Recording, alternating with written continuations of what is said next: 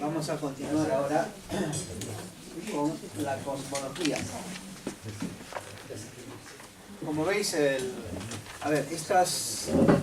esto forma parte de un ciclo que di en Madrid hace unos años, pero que era un ciclo de conferencias, de 6 conferencias, y empaquetarlo todo y comprimirlo en 5 horas, pues es bastante difícil, y especialmente más que para mí, para vosotros, que tenéis que recibir todo esto. Y ahora nos queda, bueno, una cosa así, la cosmología, ¿sí? Una cosa de nada, ¿no? Como un detalle. Bueno, antes nos hemos metido en lo pequeño, ahora vamos a meternos en lo grande. Bueno, ya sabéis, la cosmología es una rama de la ciencia que intenta encontrar el origen del universo.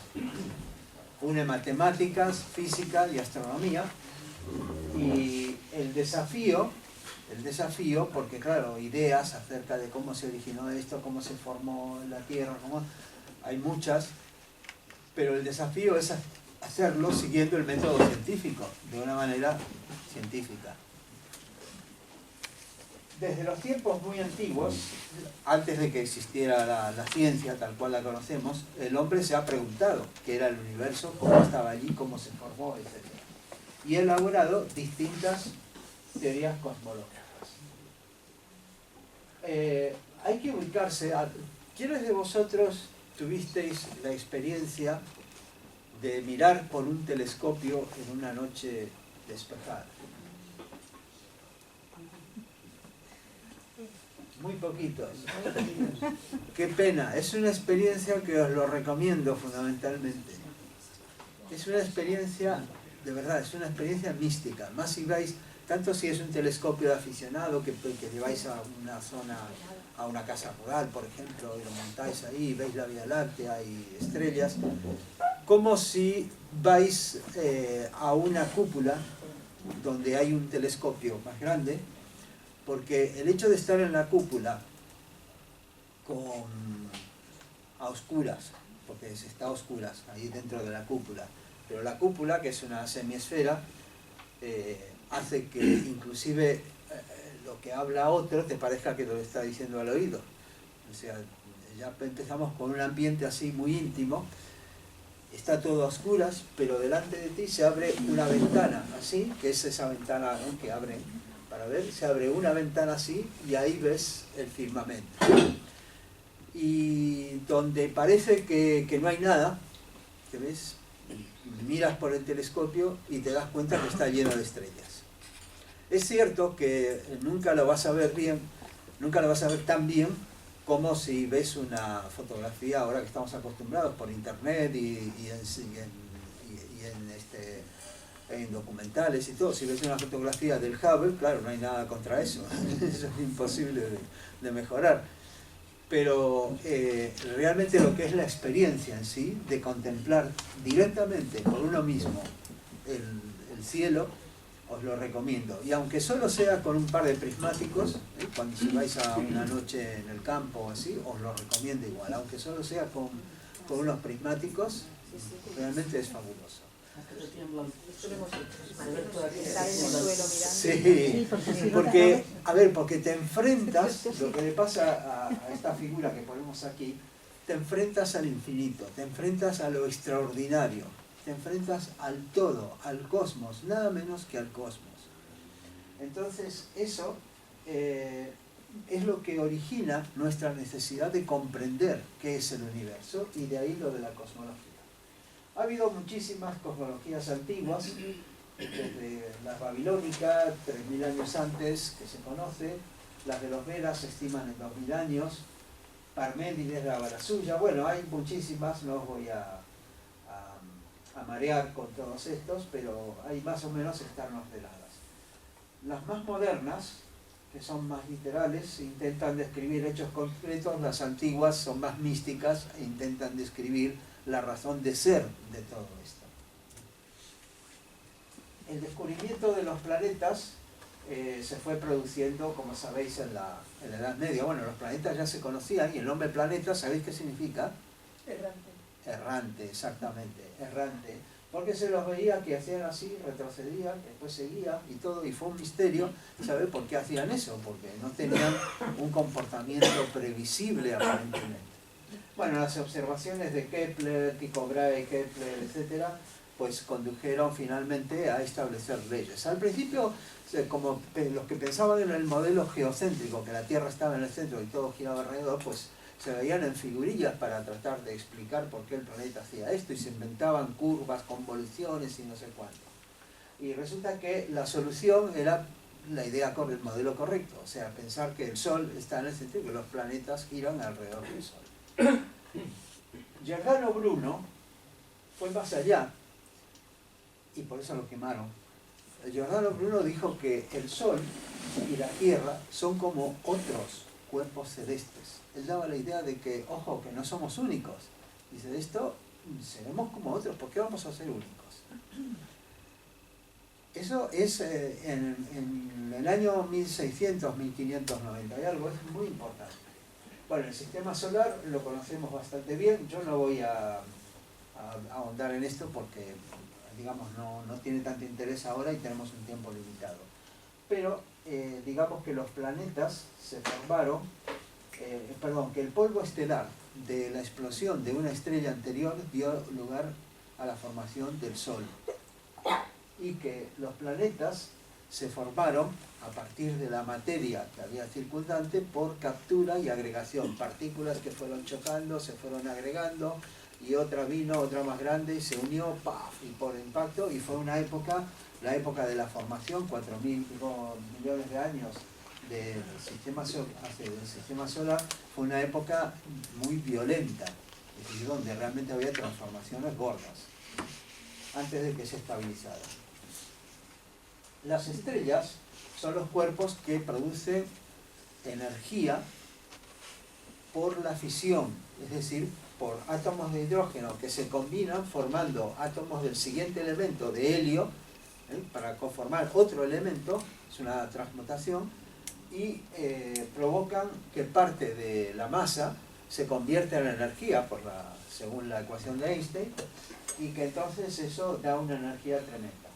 La estrella siempre tiene un equilibrio entre lo que es la energía de fusión, que hace que se expanda, genera muchísimo calor y hace que se expanda, y la gravedad, porque las estrellas son unas masas muy grandes y eso tiene gravedad, aunque nos parezca que la gravedad es débil, pero claro, en una masa muy grande eso tiene gravedad y entonces eso mantiene, la estrella mantiene el equilibrio entre gravedad y fusión.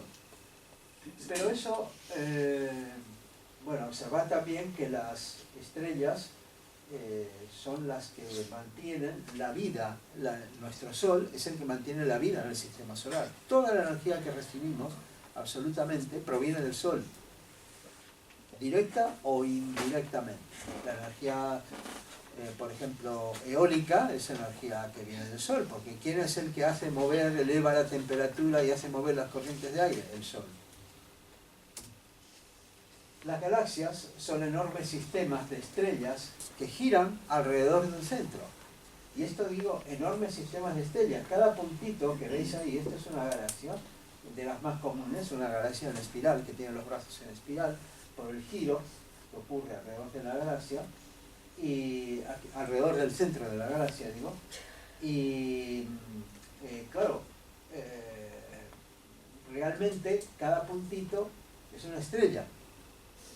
Y aparte hay algunos otros, como estos, por ejemplo, que estos presumiblemente son otras galaxias que están más lejanas.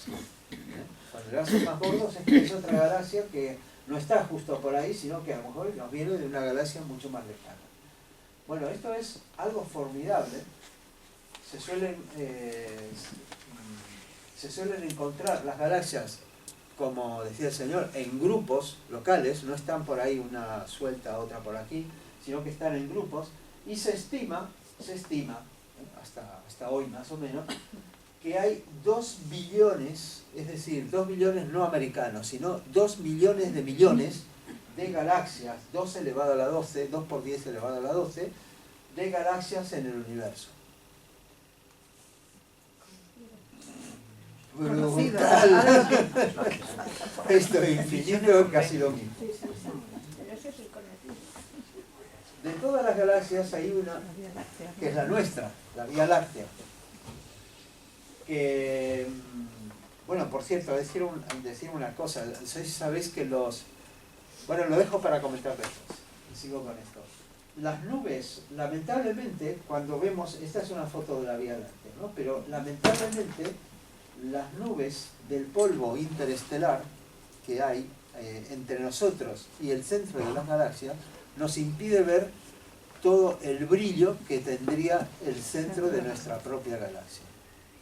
Es decir, lamentable o afortunadamente, no lo sé, eso, pero no lo podemos ver tal cual es por ese motivo. Se estima el diámetro de la galaxia en aproximadamente 100.000 años luz. Es decir, que la luz tardaría para ir de una punta a la otra, de un extremo a otro de la galaxia, aproximadamente 100.000 años. La luz, que ya es tiempo, ¿no? Y se estima que tiene entre 200 a 400.000 millones de estrellas nuestra galaxia. Imaginaos, multiplicarlo por los 2 billones que decíamos. ¡Buah! Es impresionante. Realmente los números son terribles. Y son cifras de hoy. Sí, son cifras de hoy, pero que según si pase, a lo mejor dentro de un año te dicen, no se ha Ahora descubierto. son 200 billones. Cualquier día te pueden decir que son 2.000 billones. Son estimaciones, porque obviamente no se pueden contar. Bueno, esto lo voy a pasar rápido porque es oscuro el cielo nocturno. Fue demasiado rápido, ¿verdad?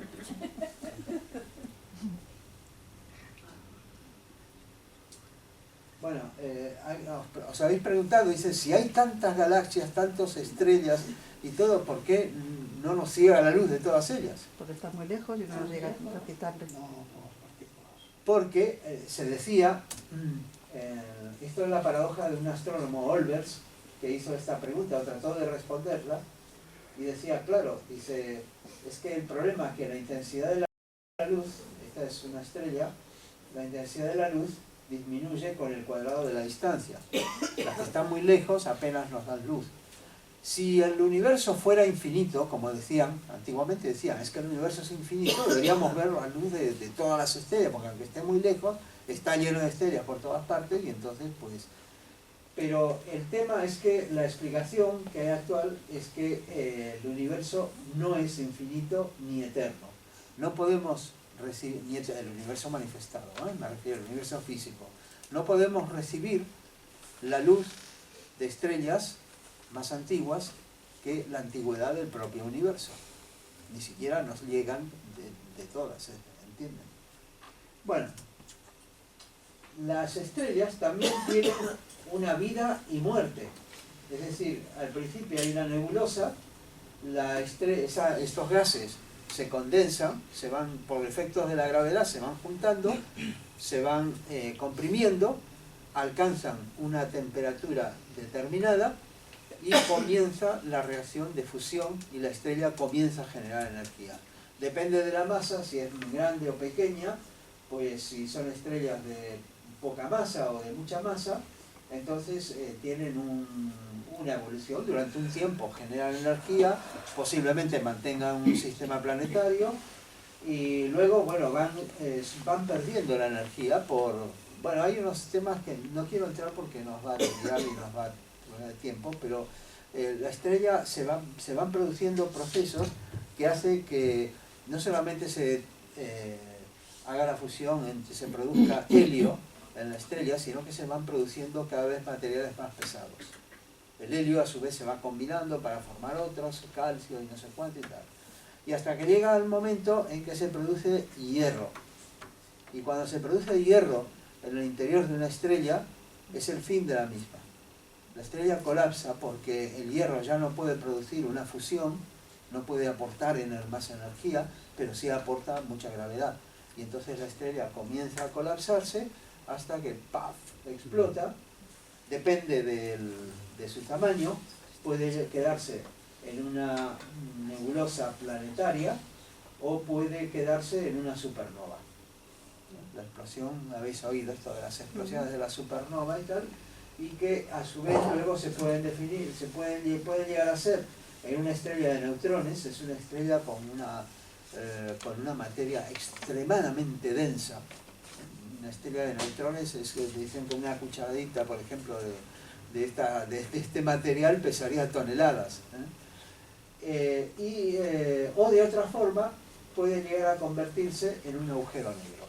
Es decir, una singularidad en el cual directamente toda la masa de la estrella se ha resumido en algo que se traga totalmente materia y energía que pasan cerca de él. Las estrellas, por lo tanto, también tienen su ciclo de nacimiento y muerte. Una cosa que, por lo menos a mí me impactó cuando la conocí, es que realmente los metales más pesados que conforman nuestro cuerpo, como el zinc, por ejemplo, en nuestro cuerpo el segundo metal en importancia después del hierro es el zinc, que se utiliza en las células, está en la composición de las proteínas del ADN, de los aminoácidos del ADN, etc. Y las cosas cotidianas, por ejemplo, el oro, este anillo que muchos llevamos, no se crearon en la Tierra, sino que se produjeron con la brutal energía que fue la explosión de la estrella anterior a nuestro Sol. Es decir, que esta materia es de una estrella anterior. El oro es de una estrella anterior. Sí. Al explotar la estrella, en el caso este, ¿a qué mola? ¿A qué impacta? Sí, impacta mucho. Impacta, ¿verdad? Cuando tomé conciencia digo, hostia, ahora lo conservo mucho mejor. Porque mirad, esto, cuando se produce una explosión tan grande que los metales se chocan entre sí y se fusionan para formar metales más pesados que el hierro. Todos los que están del hierro para adelante se formaron de esa manera, por la explosión de una estrella anterior. Esto lo ponen mucho en documentales también, porque realmente es muy impactante y es cierto. Bueno, el caso es que llegamos entonces, por un lado, a los agujeros negros. ¿Qué son los agujeros negros? Bueno, cuando la masa se comprime tanto en una estrella, se comprime tanto, colapsa por efecto de la gravedad, toda la masa se comprime en un objeto que tiene una gravedad tan grande que ni la materia ni la luz pueden escapar de él. Y por eso no brillan, son oscuros, porque se tragan todo. Tiene que ser una estrella con masa suficiente. Es una consecuencia, el agujero negro es una consecuencia de la teoría general de la relatividad y fue demostrada por Stephen Hawking y Roger Penrose. Quedaos con este nombre, Roger Penrose, que luego lo voy a mencionar más. No se pueden ver, porque lo que decíamos, porque la luz no se puede escapar, pero ellos se van engullendo materia de alrededor y hay una circunferencia que les rodea, que es el que separa, que se llama el horizonte de sucesos, y es el que separa aquello que está irreversiblemente ya en el campo del agujero negro o aquello que todavía está por ahí. No se los puede ver directamente, pero sí se puede ver la energía que genera la materia que está alrededor de ellos por la fricción, porque antes de ser engullida la materia no va así, pum, y entra, sino que viene haciendo círculos, se fricciona con otra, se encuentra con otra, e irradian y a veces desprenden dos chorros de radiación en sentidos opuestos. Por la materia que está fuera, no salen del agujero negro, sino que es por la materia que está fuera alrededor de él. Se sospecha que en el corazón de toda galaxia, incluyendo la nuestra, hay un agujero negro. Hay un gran agujero negro y que es lo que provoca que todas las estrellas de la galaxia se roten alrededor de él. Pero no hay un sol central en cada galaxia, que es el que da vida. Es esto, Es el agujero el negro. agujero negro. Pero si no tiene luz, siempre. Pero tiene gravedad.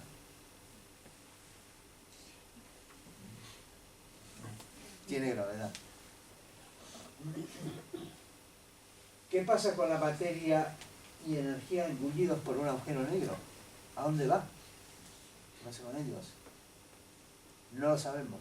Las condiciones de la física, las leyes de la física que tal cual las conocemos dentro de la singularidad que es el agujero negro, no las conocemos. Stephen Hawking trabajó en ello y fue describiendo cosas y todo, pero realmente son condiciones absolutamente extrañas. En la doctrina secreta se mencionan algo que son los puntos Laya. Los puntos Laya son puntos, Laya es una palabra derivada de la raíz Li, que es de disolver, desintegrar. Un punto de equilibrio, punto cero o neutro en física y química. En ocultismo es el punto en el que la sustancia, esto es de la doctrina secreta, el volumen 1, en ocultismo es el punto en que la sustancia se vuelve homogénea y es incapaz de obrar o diferenciarse. Es el punto de la materia donde ha cesado toda diferenciación. Cualquiera diría que lo que está describiendo es algo como un agujero negro. Son también puntos contrarios, es decir, agujeros blancos, por donde la materia se manifiesta. El agujero blanco todavía no se ha observado, pero hay una cosa que hay que tener en cuenta. En el espacio interestelar, en lo que llamamos vacío, realmente suponiendo un cubo de espacio donde no hay polvo interestelar, ni hay estrellas, ni hay materia, ni que está vacío, no hay tal vacío tampoco, como Blavatsky lo decía. ¿Y por qué? Porque mira, sucede algo muy interesante.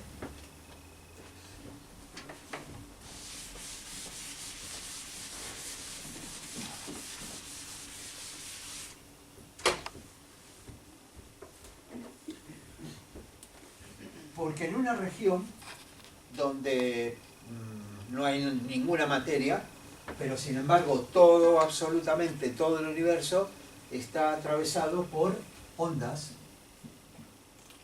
electromagnéticas, ondas de luz, ondas de radio, etc. ¿Está bien? No de radio de las nuestras, sino de radios que generan las propias estrellas, como los cuásars y otros objetos. Y estas ondas, recordad que esto es un fotón.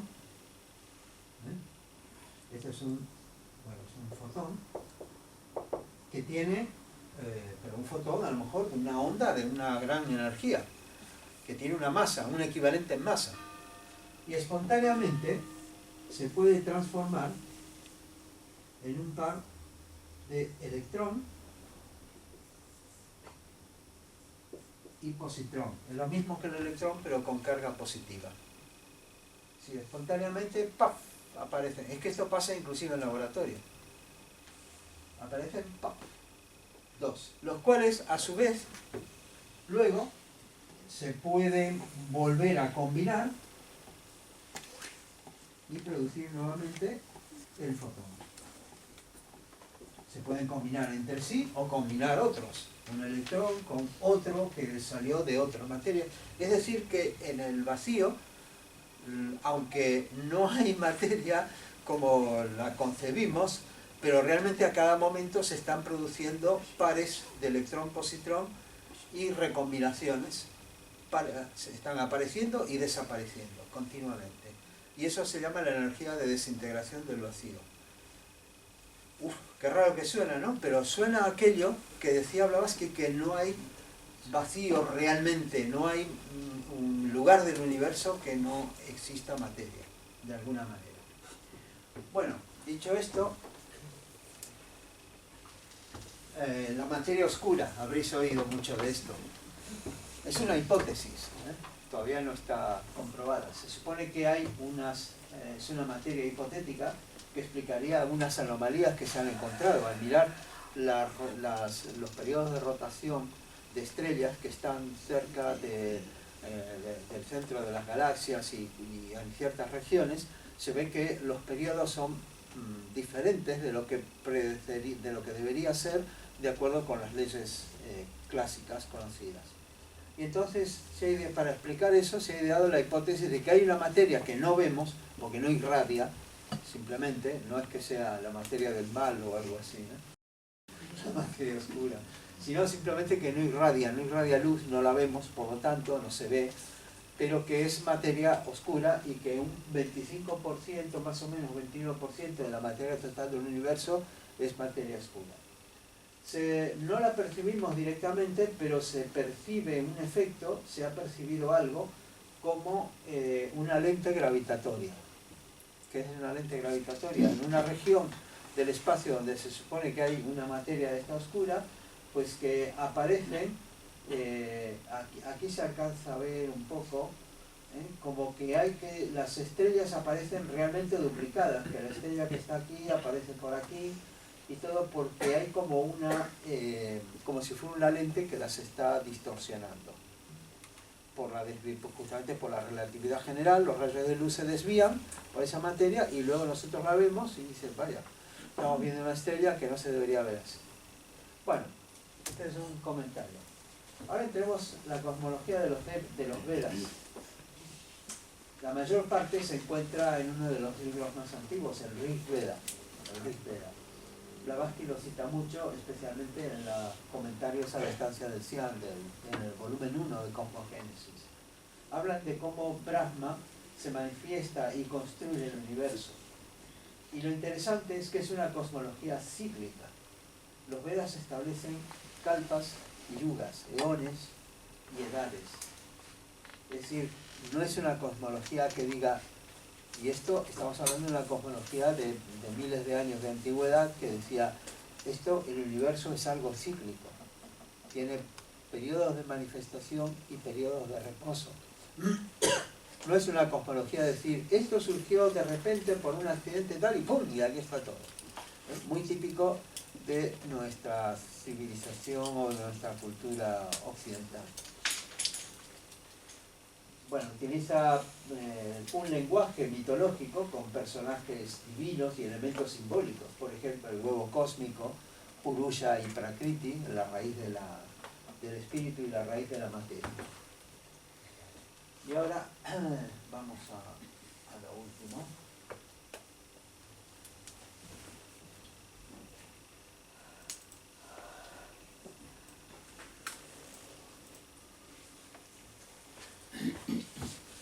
Y entonces ahora hablaremos del origen del universo.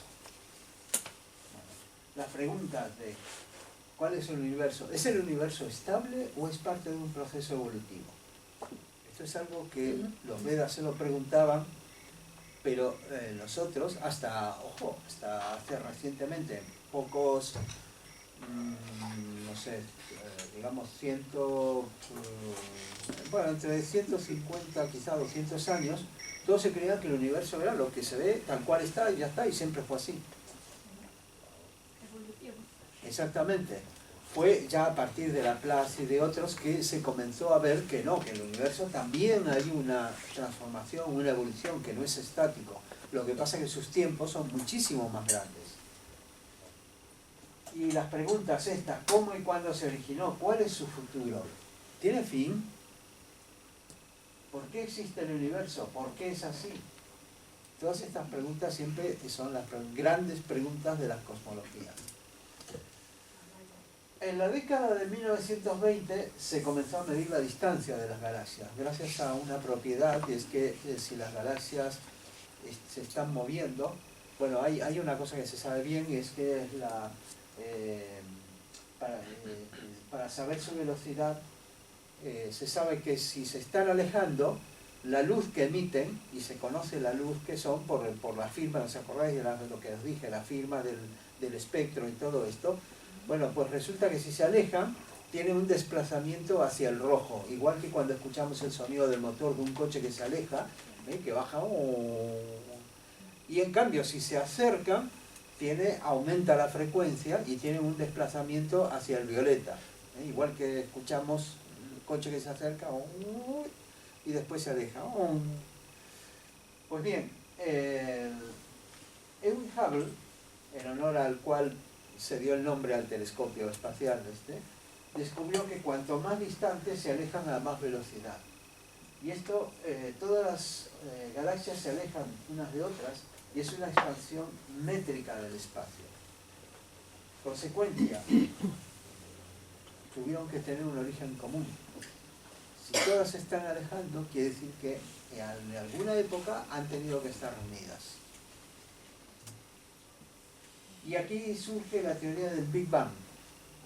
La teoría del Big Bang está fundamentada en la relatividad general, justamente, y dice que hace 17.300 millones de años, según se ha determinado, el universo tuvo origen, el universo físico, siempre hablamos, tuvo un origen a partir de una singularidad. Lo mismo que el agujero negro, pero al revés. En lugar de tragarse la materia, desde un punto, el Mahabindu que dicen los indios, o un gran centro laya, comenzó la manifestación de la materia física y hubo algo parecido a una explosión, que no es una explosión, sino que es en realidad una explosión del espacio. ¿Os acordáis esto que decíamos? El espacio tiene propiedades, el espacio tiene una métrica, pues ha habido una explosión de la métrica del espacio. Y ha habido una gran expansión que ha producido, bueno, pues después de un periodo de inflación, mirad, este diagrama, esta campana, representa el diagrama. Esto es el eje del tiempo. E imaginaos que el espacio, en lugar de ser tridimensional, es bidimensional. Y entonces aquí se está representando en distintas épocas, cada slice, cada trozo, cada tajada de esto, representa cómo estaba el universo en distintas épocas. Entonces al principio, ahora lo vamos a ver en otro diagrama mejor, al principio, pues claro, hubo un periodo donde no se sabe exactamente lo que pasó, porque las leyes de la física eran totalmente diferentes, hubo una gran expansión y a partir de ahí luego lentamente comenzaron a venir varias etapas. Aquí lo vemos de otra manera. Es lo mismo, pero está expresado de otra manera. A ver,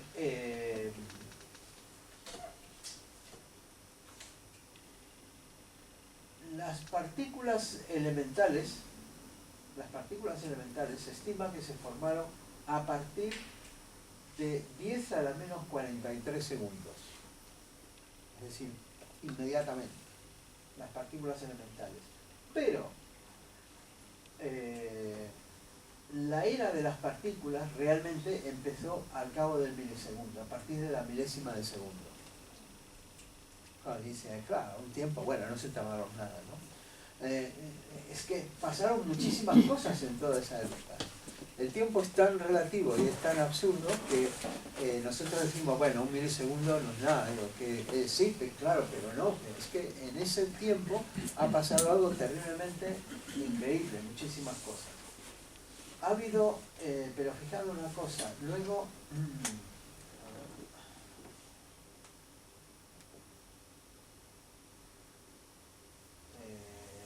bueno, aquí nos lo indican también. Luego hubo que esperar 3 minutos para que se aparecieran protones, neutrones, electrones, etc. Las partículas que conforman los átomos. Pero hubo que esperar 300.000 años para que aparecieran los átomos. Y durante este tiempo, el anterior se veía mejor, durante este tiempo, al principio, hubo lo que se llaman las edades oscuras. Edad oscura porque no había ninguna radiación que pudiera, no había átomos y no había radiación que pudiera desplazarse por el universo. Todo lo ocupaba como una niebla oscura. Se describe como una sopa muy caliente, el universo muy caliente, se fue enfriando, pero durante un tiempo era absolutamente... Los físicos describen esto como una condición de total oscuridad. ¿Os acordáis de esto? En el principio eran las tinieblas. Pues sí, coincide. Y después después de aproximadamente 1000 millones de años, comenzaron a formarse las primeras galaxias. Y ya vino la era de las galaxias. Obviamente antes se formaron las estrellas se agruparon, pero bueno, en un proceso relativamente rápido, y llegamos aquí hasta el presente, en el cual está el universo tal cual lo vemos ahora. Ahora bien, ¿qué pruebas hay de todo esto? Bueno, pues hay una prueba grande que es la radiación cósmica de fondo. Resulta que cuando el universo estaba por esta época, cuando empezó en la primera, o sea, vamos a ver aquí mejor. Aquí, después de la edad oscura, cuando empezó a irradiar, estaba muy caliente. Y según la física, algo muy caliente debe emitir una radiación. La radiación de lo que se llama cuerpo negro. Y cuando veis una leña, ¿no? Por ejemplo carbón que está ardiendo, que está rojo, como si veis una cavidad, eso está emitiendo, especialmente con unas leyes muy conocidas, con la ley de Boltzmann, que hace la energía que irradia en cada parte, en cada longitud de onda, tiene esta curva, tiene esta figura, no se distribuye uniformemente, y por eso, según calentáis más, esto se desplaza más hacia allí, que sería el azul, aquí más al rojo, y bueno, y se ha calculado que la radiación remanente, primero se calculó teóricamente, la radiación remanente de los primeros tiempos del Big Bang, aproximadamente 380.000 años después del Big Bang, debería estar por allí, en alguna parte. Y después ocurrió que dos investigadores que estaban trabajando en unos equipos de radiotelescopios observaban, y sin conocer esto, observaban que había una radiación que no podían eliminar, una radiación de fondo, y que no era de ninguna fuente terrestre, no sabían de dónde venía y se estaban volviendo locos. Hasta que alguien conectó los que hablaban de esta radiación de fondo y ellos que no se la podían sacar de encima. Y entonces se dieron cuenta que lo que habían descubierto era la radiación de fondo de la primera época del Big Bang. Y ganaron un premio Nobel, y eso fue un gran avance. Y se descubrió en los radiotelescopios y que ha predicho la teoría como radiación de un cuerpo negro de 2,7 grados Kelvin, o sea, muy frío. La energía que obra sobre la materia, y esto, fijaos lo que dice la doctrina secreta, la energía que obra sobre la materia después de su primera formación en átomos es generada en nuestro plano por el calor cósmico. Los primeros tiempos del Big Bang, el universo estaba muy caliente, muy agitado. Y porque el cosmos, en el sentido de materia disgregada, no existía antes de aquel periodo. Coincide, ¿no? Mucho. Muy interesante. Bueno, tan importante fue que hubo distintas misiones, distintas sondas espaciales que se enviaron, satélites que se enviaron para estudiar esta radiación. La primera en 1989, la sonda COBE, luego siguió la WMAP de la NASA en el 2001 y finalmente la sonda Planck en el 2009 por parte de la ESA, de la Agencia Espacial Europea. Resultados. ¿Qué obtuvieron?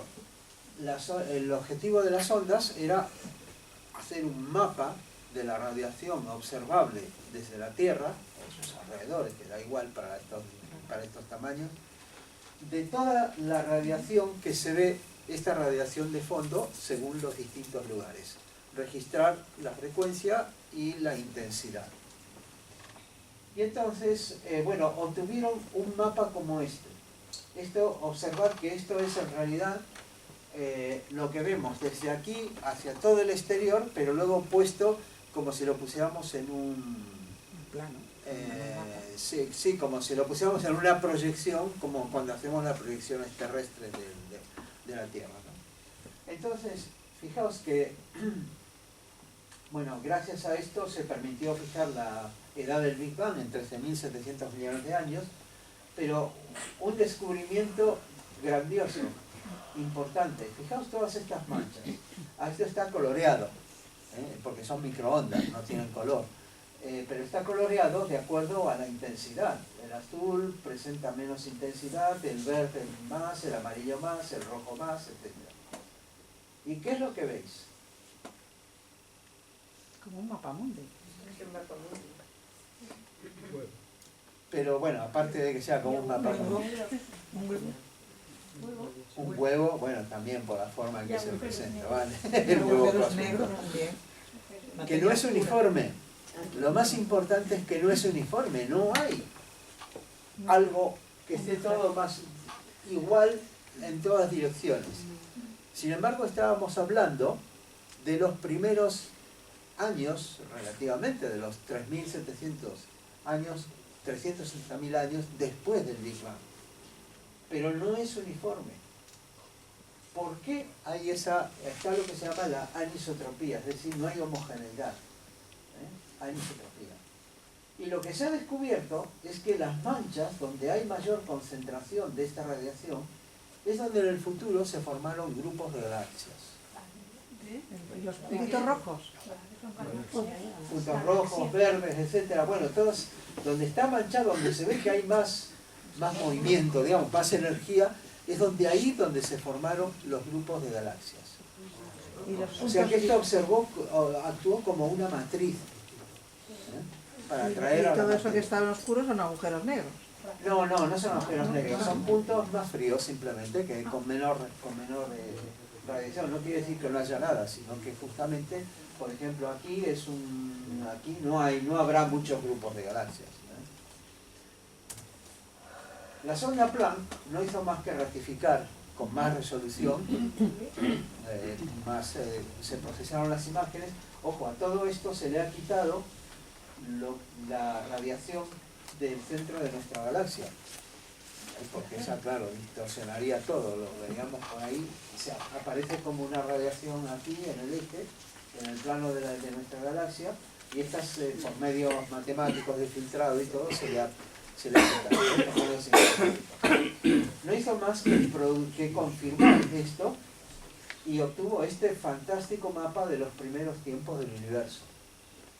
Pero sigue la pregunta, ¿qué produce la anisotropía? ¿Qué produce la diferenciación? Y fijaos esto, nuevamente vamos a la doctrina secreta, tomo 1, y vamos a la estancia 3. Y dice Blavatsky, comentando la Shloka 5, dice, la raíz permanece, la luz permanece, los coágulos permanecen, y sin embargo, Oyahu es uno.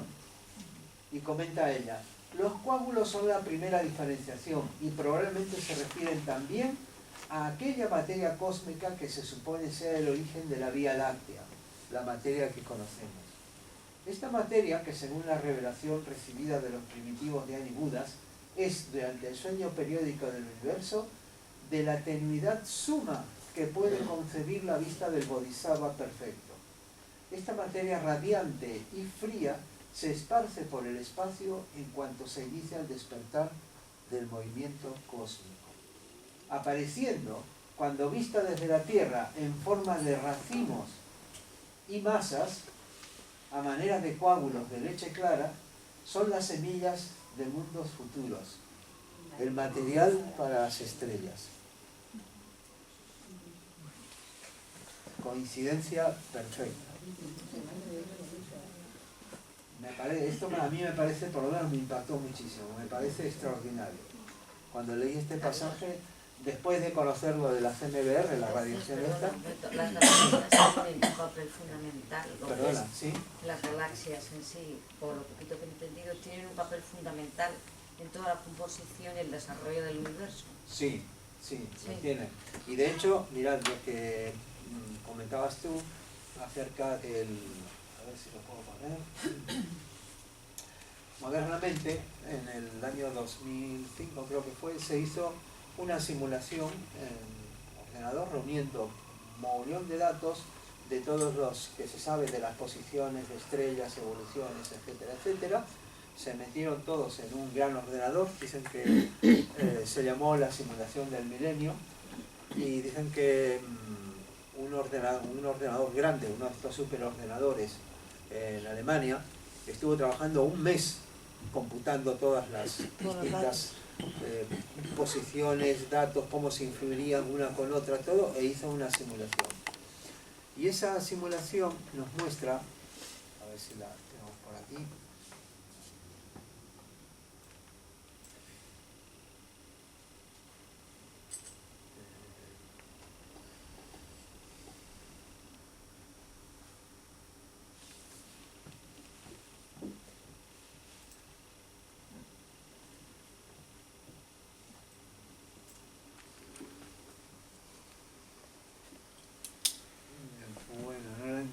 encuentro, me parece que la puse en otro lugar, no la encuentro exactamente.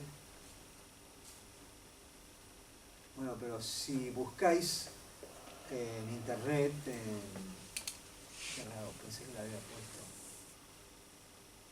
No, pues no la tengo aquí, no sé. No os quiero hacer perder tiempo. Entonces, pero es una simulación que te va diciendo, va haciendo lo que dice, ¿cómo es tu nombre? Perdón. Agustín. Agustín. Lo que dijo Agustín acerca de que en esa simulación te va mostrando grupos de galaxias, grupos de estrellas de galaxias, luego grupos locales, a su vez que son de galaxias, grupos más grandes, etcétera, y según te vas alejando, va apareciendo una estructura de red, igual que la estructura de una red neuronal como es el cerebro. No es que el sistema del universo se comporte como un cerebro, no quiere decir necesariamente eso, pero sí que es una red.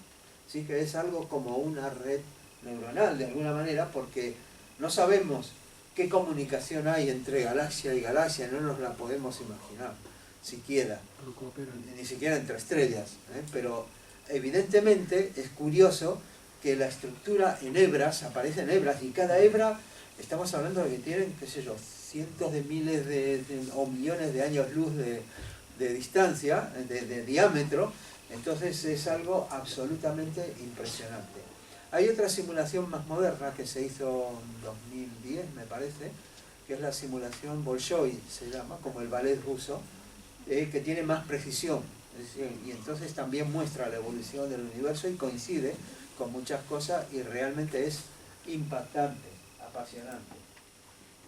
Bueno, sigamos con esto, que vamos encaminados con esto. ¿Cuál es el destino del universo? Conocido, visto así, cuál es el origen, valga conocido entre comillas, ¿no?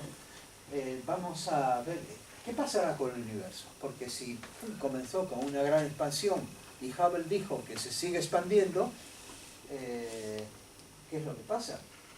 Inicialmente se creería que finalmente se contraería por la propia gravedad, una gran explosión, pero después que cesa el efecto, vuelve a contraerse y se contrae y colapsa, exacto, gracias, por efecto de la gravedad. Sin embargo, no parece ser lo que se observó, porque decían, es que las galaxias más lejanas se aceleran con más velocidad. Y entonces se inventaron la teoría de la energía oscura para tratar de explicar este fenómeno. Dicen, es que debe haber una energía desconocida que las está echando leches del universo y las está echando todas para afuera.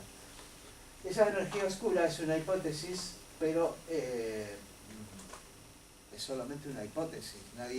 Todavía no se sabe nada, y aunque muchos la dan por cierto y te lo muestran en documentales, la energía oscura y tal, pero es solamente una hipótesis que está en estado muy primitivo. No hay nada que indique ni qué tipo de energía es, ni qué cosa, ni qué efecto, ni que realmente se compruebe que está ahí.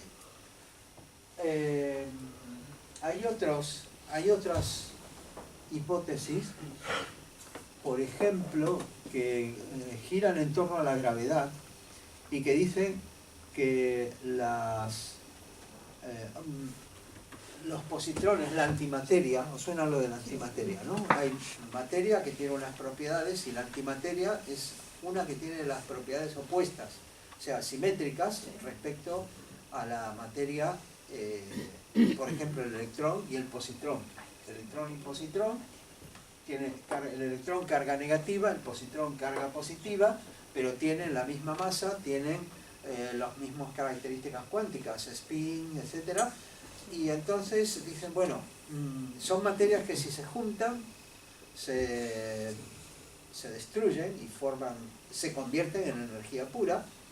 Y a su vez lo que dicen algunos es que no está, porque claro, hay una cosa, ¿qué pasó con la antimateria? La antimateria la propuso Dirac, otro de los cuánticos. Dice, ¿qué pasó con la antimateria? ¿Dónde está la antimateria en el universo? Si se crean juntos, negativo y positivo, materia y antimateria, ¿qué pasó con el resto de la antimateria? Porque si no, en el universo se destruiría. Se empezarían a juntar, a combinar y fuera. ¿Dónde está? Porque lo que observamos, evidentemente, para que el universo sea estable, tiene que ser materia. ¿Dónde fue la antimateria? Entonces, algunos dicen que no está probado que la antimateria tenga una gravedad positiva y que podría tener una gravedad negativa y que esté en los albores del universo, los confines del universo, y que sea eso lo que explica la expansión que observamos de las galaxias lejanas. Bueno, es una hipótesis, ¿eh? O sea, que una gravedad negativa, es decir, que no es atraído, sino que entre materia y antimateria, ¡pum!, se rechaza. Bueno, interesante también, ¿no?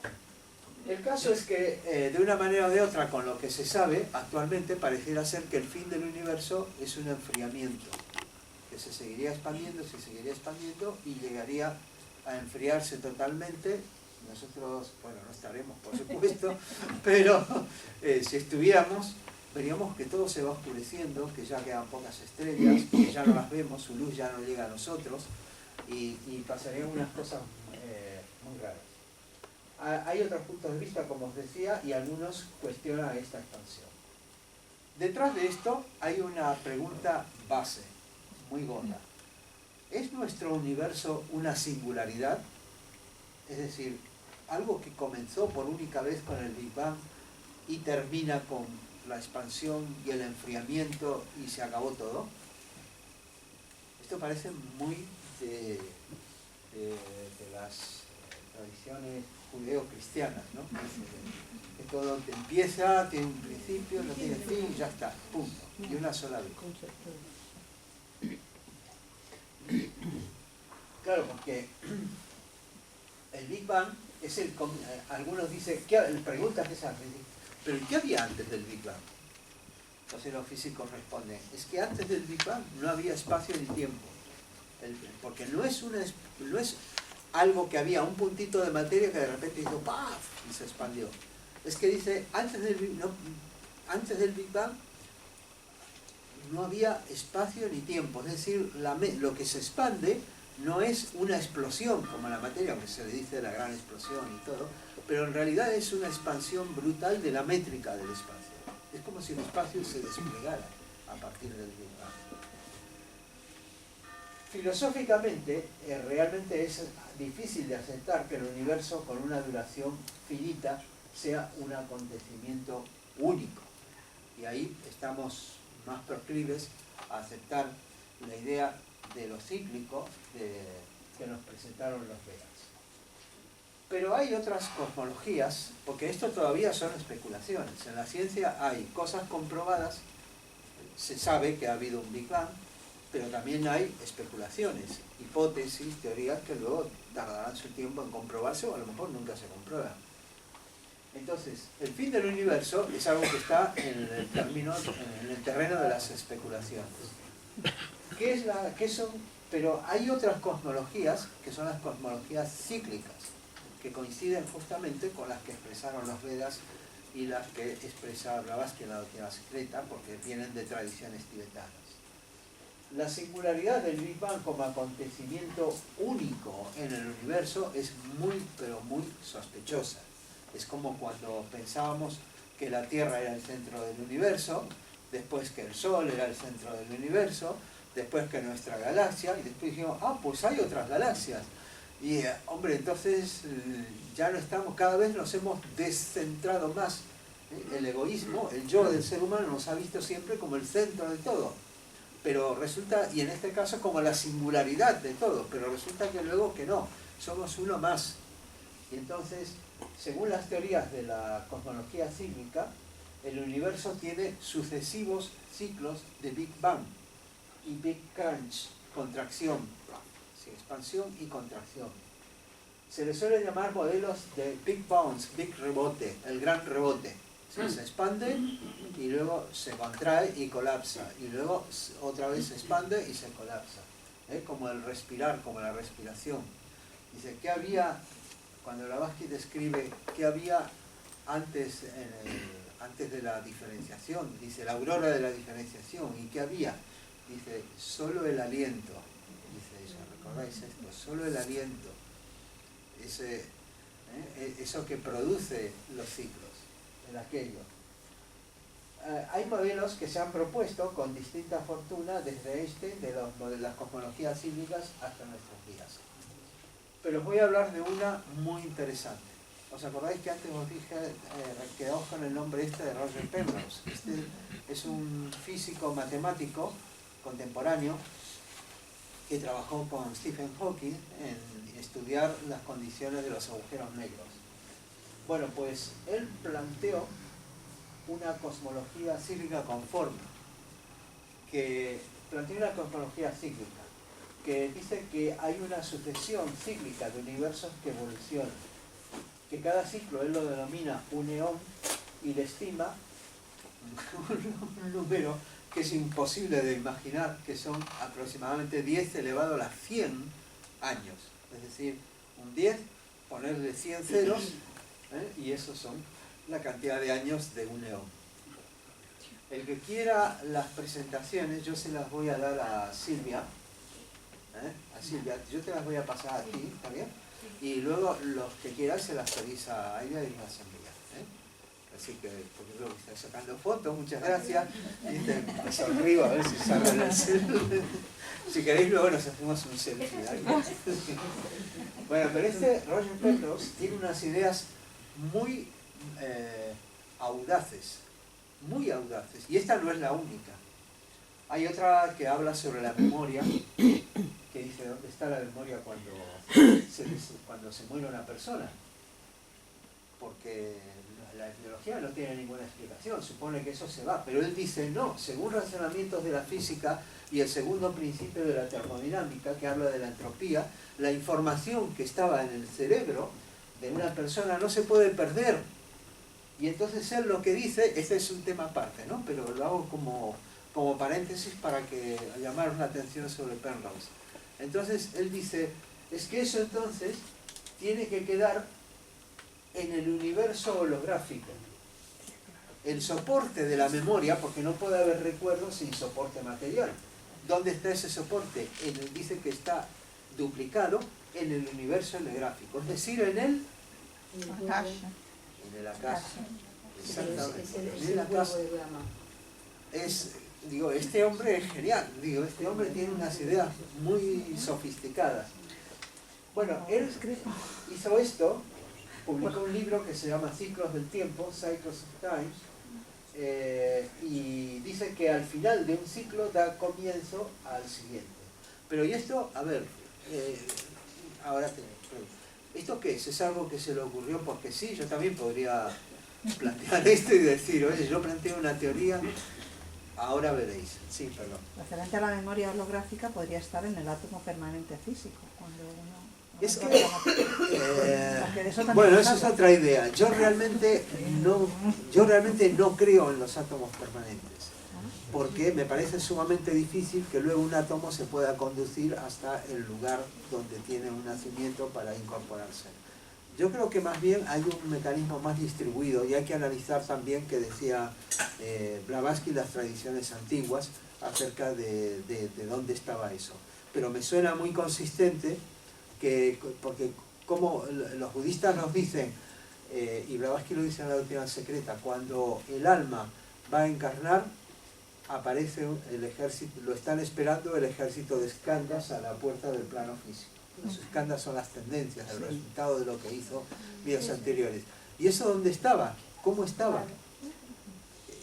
es que tener un átomo o algo particular parece muy difícil, ¿no? Porque decía además, ¿qué memoria puede tener un átomo? No puede tener esa cantidad de información que se requeriría. Pero, no, porque, a ver, es fácil de comprobar, los estados no son tan grandes. Los estados, suponiendo que se codificaran estados cuánticos o en cosas así, son muy pocos. Pero todo el universo holográfico, el holograma este sí que tiene una capacidad de información, no sé, no me atrevo a decir infinita, pero muy grande. Sí, perdón. No, que se habla de los registros acásicos, ¿no? ¿Puede ser esto válido? De la casa, sí, los registros acásicos, exacto, es la propiedad del registro, de recordar de la casa, pero la casa no es solamente registro, historia de lo que pasó, sino que también es el universo holográfico, es lo que determina coordinadamente o proyecta lo que está pasando en la realidad, no lo que determina de forma causal, como decir, bueno, desde la casa nos están gobernando, nos manejan, ustedes... No, sino que realmente todo lo que vemos en el mundo es como una proyección de algo que está sucediendo, con nosotros mismos incluidos, en ese mundo acásico, en ese mundo holográfico. Bueno, fijaos, ¿en qué se basó Roger Penrose para decir esto? Para decir que había distintos ciclos del Big Bang. En que él dice que analizando la radiación cósmica de fondo de microondas del Big Bang, encontró, y filtrando, aplicando transformaciones matemáticas, filtros y no sé cuánto, encontró que había zonas que presentaban círculos concéntricos. Círculos concéntricos. Y entonces él dijo que esto es la huella de las ondas gravitatorias de dos universos anteriores al Big Bang. Sería como los anillos de un árbol. O como las ondas de un estanque, que se van propagando y al final quedaron tanto tiempo, pero quedaron todavía y algo quedó y se manifiesta en esa radiación cuando vino el nuevo fondo. Y eso, claro, tiene una implicación fabulosa, porque dices, mira, este trabajo lo presentó en 2010, fue muy sujeto a muchas críticas, por supuesto, que lo pusieron a caldo, que dijeron un montón de cosas, no es todavía algo aceptado, pero os voy a mostrar un trabajo aquí.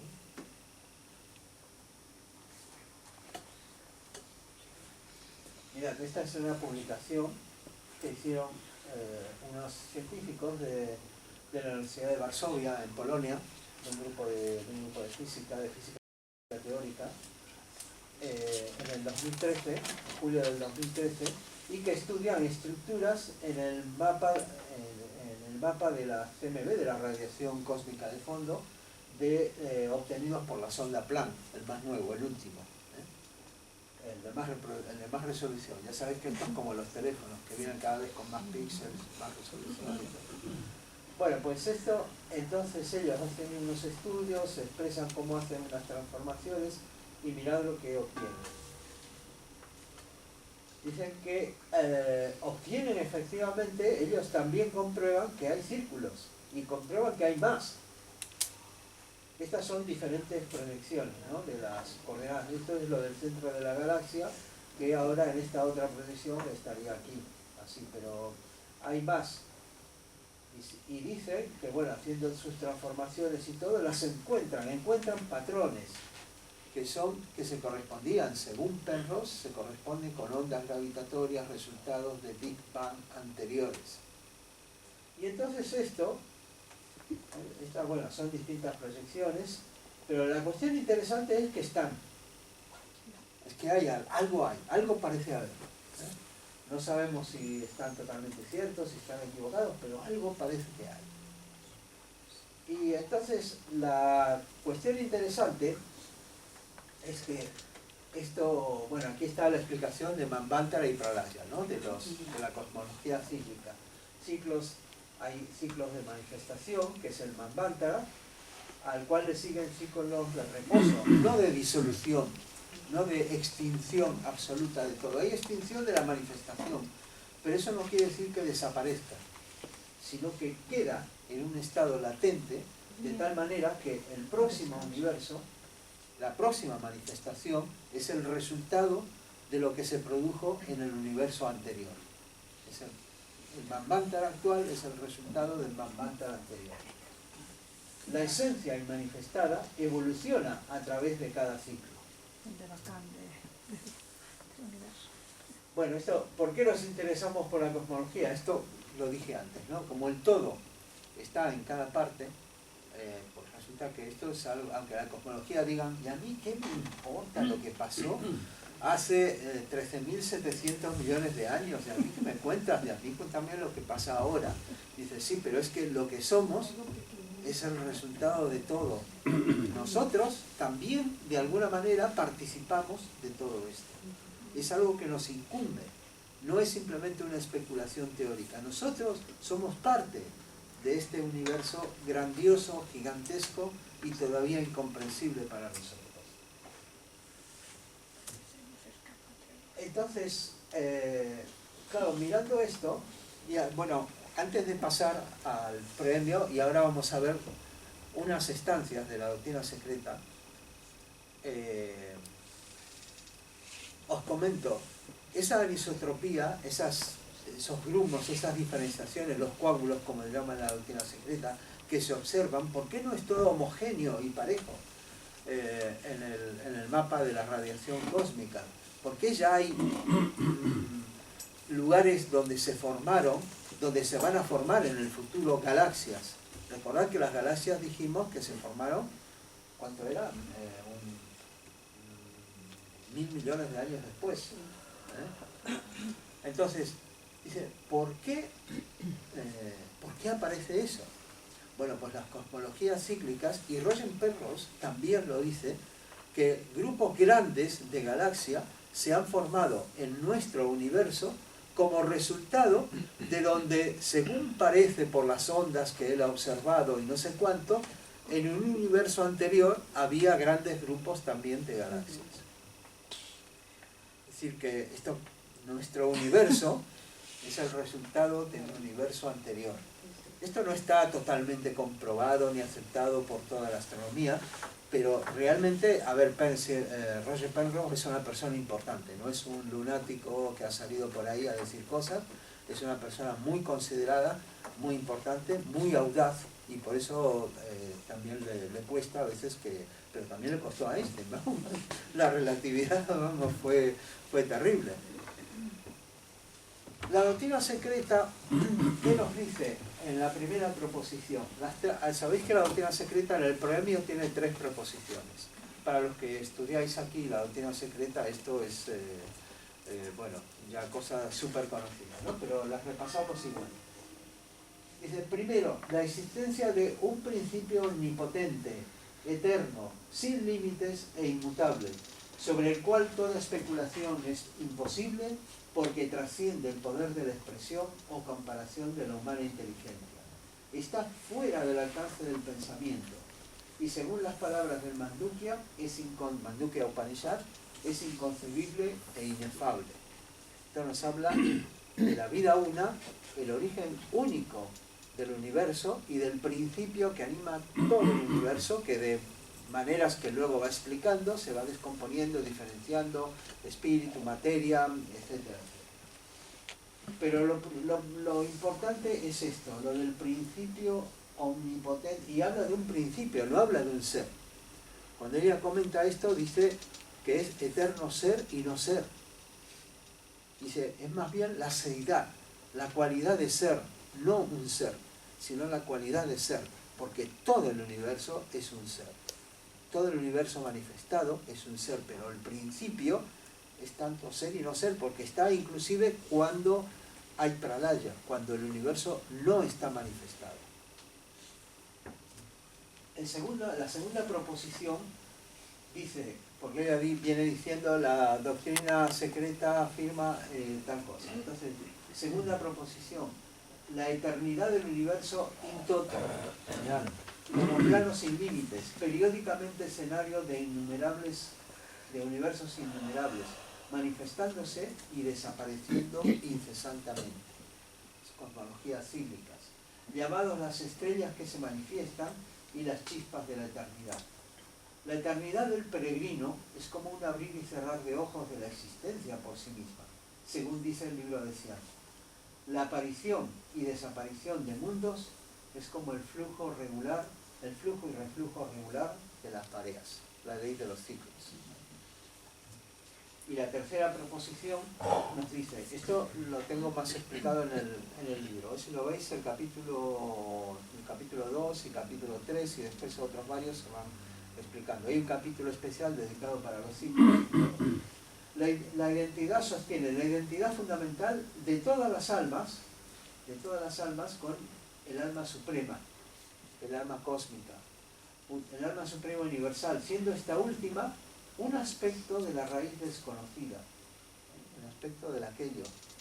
Y la peregrinación obligatoria para todas las almas, destellos suyos, a través del ciclo de encarnación o de necesidad, conforme a la ley cíclica y kármica durante todo el término de aquel. Es decir, que ella da tres cosas que son fundamentales. La unidad de la vida y el origen común de todo lo que existe, de la cual hemos hablado, el paradigma holográfico, etc. La ley de los cíclicos, la ley de los ciclos, hemos hablado de las cosmologías cíclicas, pero también recordar la dualidad materia-onda. Las ondas son ciclos, están ahí siempre, gobiernan todo lo pequeño y lo grande. Y la tercera proposición es que todo esto tiene un sentido, que hay una evolución de las manifestaciones, de las mónadas. Aquí estamos nosotros, estos somos todos los seres, no solamente los seres humanos, todos los seres, todos los destellos de conciencia, materia que existen en el universo. Y esto como una evolución de acuerdo, bueno, ahora no, obviamente no viene al caso para qué se hace todo esto, pero evidentemente es el despliegue de esas facultades latentes en el estado primigenio de la mónada para identificación cada vez con vehículos materiales, con materia, con formas, para luego ir yendo con la conciencia, apuntando hacia adentro y desidentificándose de la materia. Y ahora vamos a leer simplemente, no vamos a comentar, pero vamos a leer 3 estancias. Bueno, porque todo lo que hemos dicho, ahora quiero que más o menos lo recordéis y que lo vayáis uniendo con esto. Y vamos a dejar que fluya más que la mente, la intuición. La primera, bellísima, esta es la noche del universo. El eterno Padre, envuelto en sus siempre invisibles vestiduras, había dormitado una vez más durante 7 eternidades. Bueno, tengo que hacer un comentario. Lo de las eternidades, ella aclara que no existe el concepto de eternidad como tal, como en Occidente, en las cosmologías antiguas, sino que significa más bien evos o eones. Es decir, 7 eones, 7, no se entiende que fuera decir, hay una eternidad y esto no pasa nunca, porque si no, claro, dice, el tiempo no existía y entonces, ¿cómo se despertó? ¿No? Algo pasa. Bueno, ella dice, el eterno Padre envuelto en sus siempre invisibles vestiduras había dormitado una vez más durante 7 eternidades. El tiempo no existía, pues yacía dormido en el seno infinito de la duración. La duración es como otra dimensión diferente del tiempo. La mente universal no existía, pues no había ají para contenerlo, no había vehículo para contenerlo. Las 7 sendas de la felicidad no existían.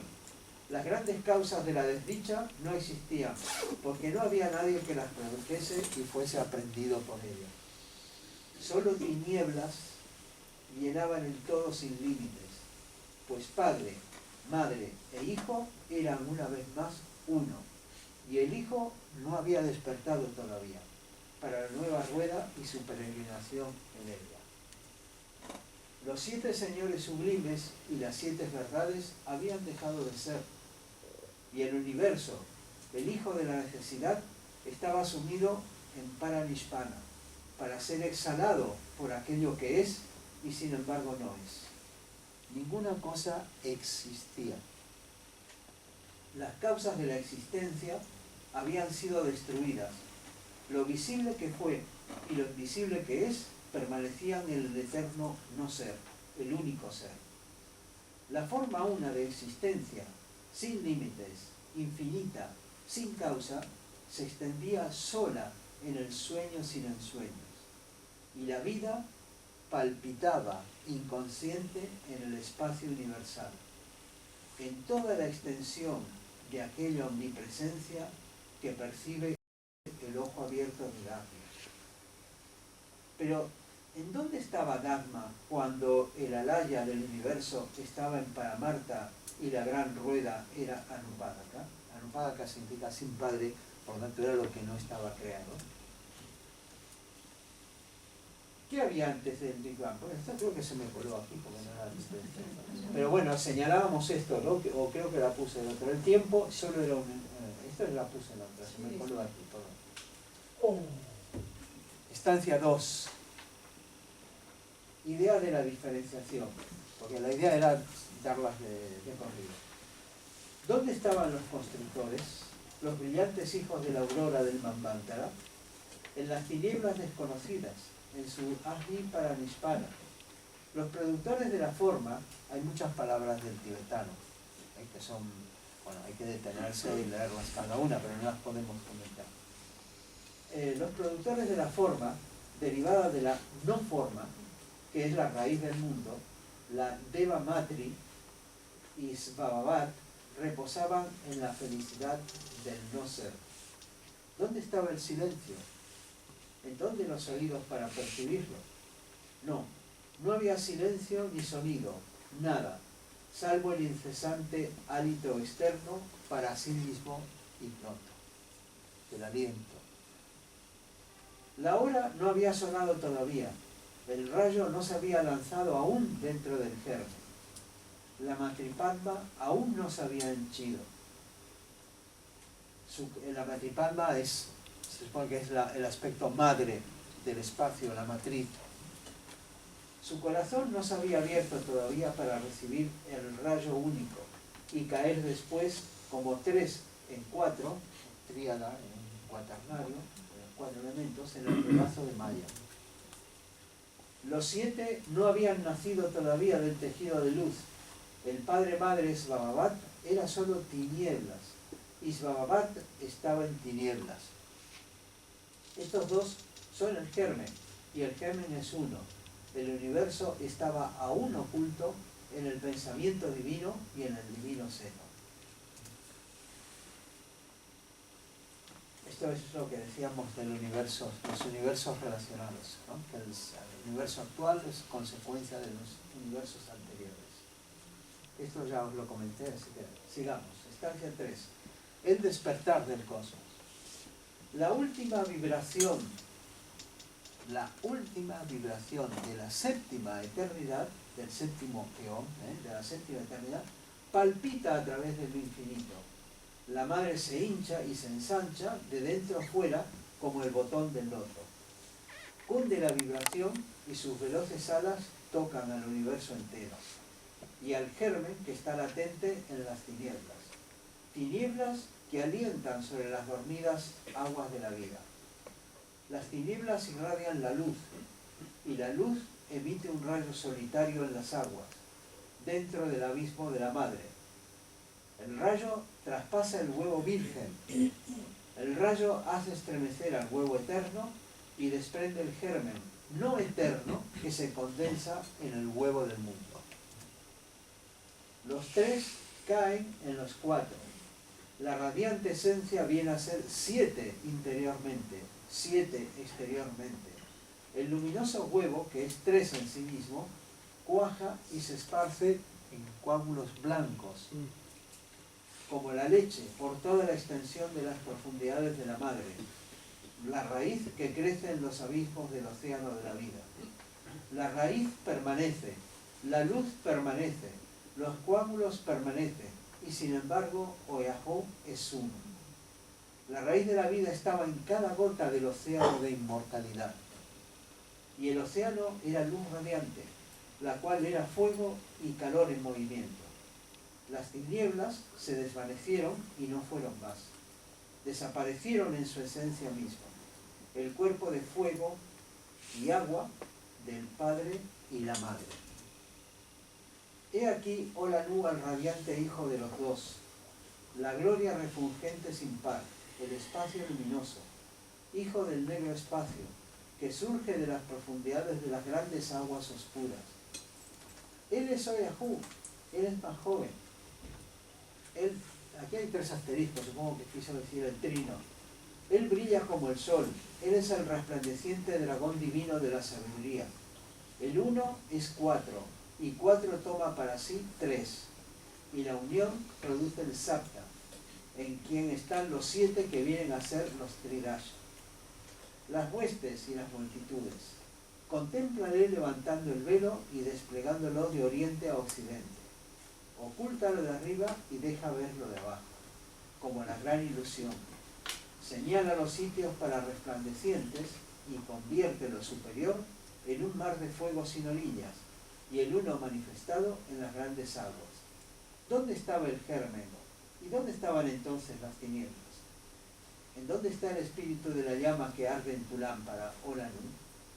El germen es aquello, y aquello es la luz, el blanco hijo resplandeciente del oscuro Padre oculto. La luz es llama fría, y la llama es fuego, y el fuego produce calor, que da lugar al agua, el agua de vida en la gran madre. Aquí están los 4 elementos. El Padre-Madre teje una tela, esto lo que hablamos antes, cuyo extremo superior está unido al espíritu, luz de la oscuridad única, y el inferior a la materia, su extremidad de sombras. Esta tela es el universo, tejido con las 2 sustancias hechas en uno, que es Esbababat. Esbababat es otro nombre para casa. El nombre tibetano, el nombre budista. Se ensancha cuando el soplo de fuego se extiende sobre ella y se contrae cuando el aliento de la madre la toca. Los hijos se disgregan entonces y se esparcen para volver al seno de su madre, al final del gran día y ser de nuevo unos con ella. Cuando la tela se enfría, se hace radiante. Sus hijos se dilatan y contraen dentro de sí mismos, y en sus corazones ellos abarcan lo infinito. Entonces, Esbababat envía a Fohat para endurecer los átomos. Cada uno es una parte de la tela, reflejando al Señor que existe por sí mismo. Acordáis de la red de Indra. Como un espejo, cada cual a su vez viene a ser un mundo. En todo en el todo. Y con esto lo quiero dar por finalizado, pero antes os voy a pedir que sinteticemos todo esto pensando en esto, en este fantástico proceso, cantando la palabra sagrada, cantando el hombre. Porque es una expresión de todo esto. Os voy a pedir que nos pongamos de pie, lo que queráis, obviamente. Me seguís.